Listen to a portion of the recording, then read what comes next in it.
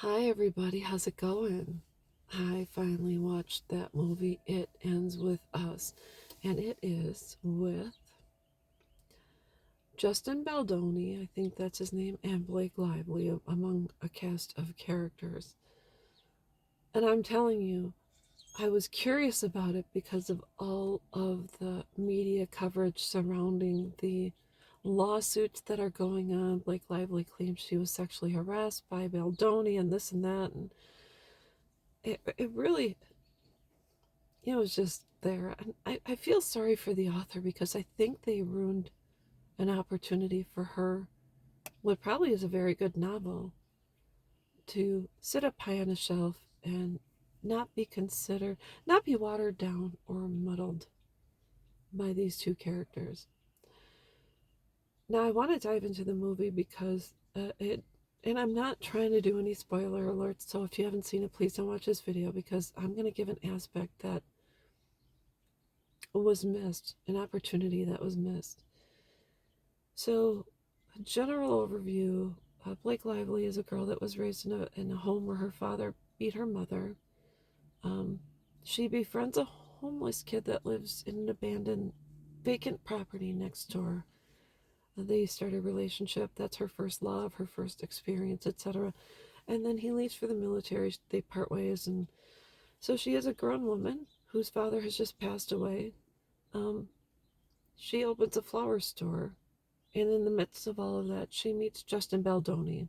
I think he's a neurosurgeon, and they begin a relationship, fall in love, move in together.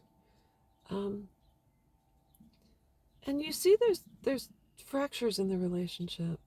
And then one day, lo and behold, the two of them are out to eat, and her, the the guy she loved in middle high school, sorry about that, is the owner of the restaurant those two are in, and she sees him, and oh, sorry, she's in the restaurant with her mom, and he childhood boyfriend comes up to the table, and immediately she knows who he is and he knows who she is, and that starts a whole cascading effect, as we all know. And so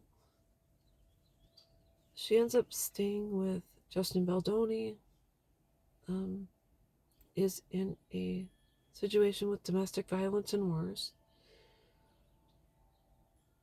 She gets pregnant, has the baby, ends up asking Baldoni for a divorce, leaves, and moves on with her life.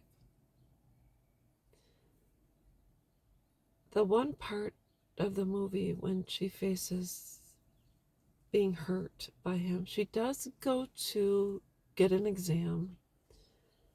She asks that nothing be pursued or done, nor does she want x-rays and such. And she basically, I don't think she pressed charges. And where they dropped the ball is the fact that action was not taken against her abuser. And I think the message was very clear. She allowed him to be in the room when she gave birth to their child.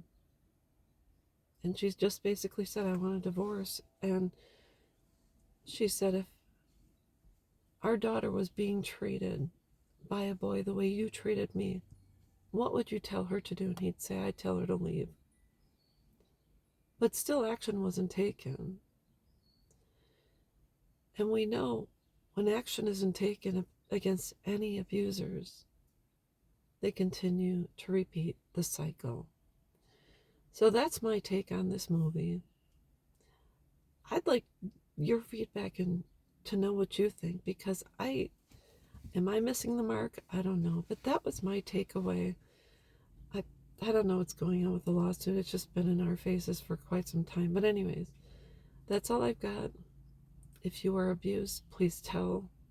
Stop the cycle and have your assailant face some consequences, because you don't want to end up 6 feet under because that person couldn't control themselves one last time. So anyways, that's all I've got. and I will be back.